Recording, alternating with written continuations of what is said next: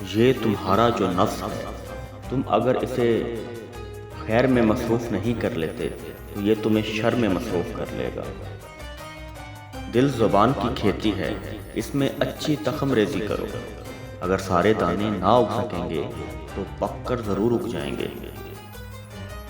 اس شخص سے محبت نہ کرو جو اللہ سے محبت نہیں کرتا، کیونکہ جو خدا کو چھوڑ سکتا ہے وہ تمہیں بھی چھوڑ سکتا ہے۔ ضرورتیں کم کرو گے تو راحت پاؤ گے۔ سخاوت دنیا اور آخرت کو ڈھانپ لیتی ہے۔ انسان کی تعلیم و تربیت جانوروں کو سدھارنے سے زیادہ مشکل ہے۔ جو غصے کی بات پر غصہ نہ کرے وہ گدھا ہے، اور جو منانے پر نہ مانے وہ شیطان ہے۔ سب سے زیادہ جاہل وہ ہے جو گناہ سے باخبر ہوتے ہوئے بھی گناہ کرتا ہے۔ تقویٰ اور پرتپاری علم کا زیور ہے۔ طلب علم نفل نماز سے بہتر ہے۔ جس پر دنیا کی محبت غالب ہوتی ہے وہ اہل دنیا کا غلام ہے۔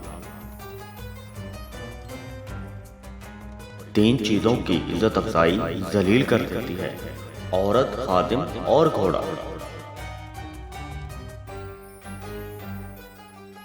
صرف وہی شخص جو مخلص ہے وہ جان لیتا ہے کہ دکھاوا کیا ہے۔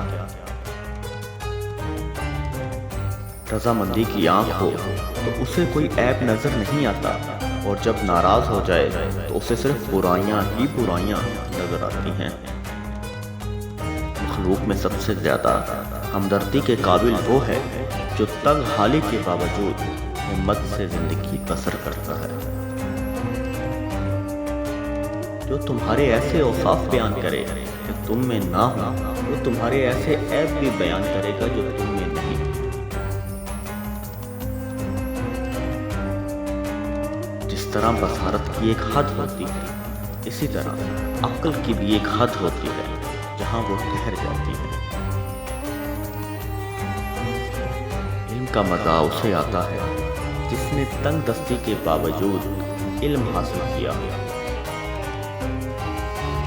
تم ہر ایک کو خوش نہیں کر سکتے، لہذا ہر کام میں خلوص دل پیش نگاہ رکھا کرو۔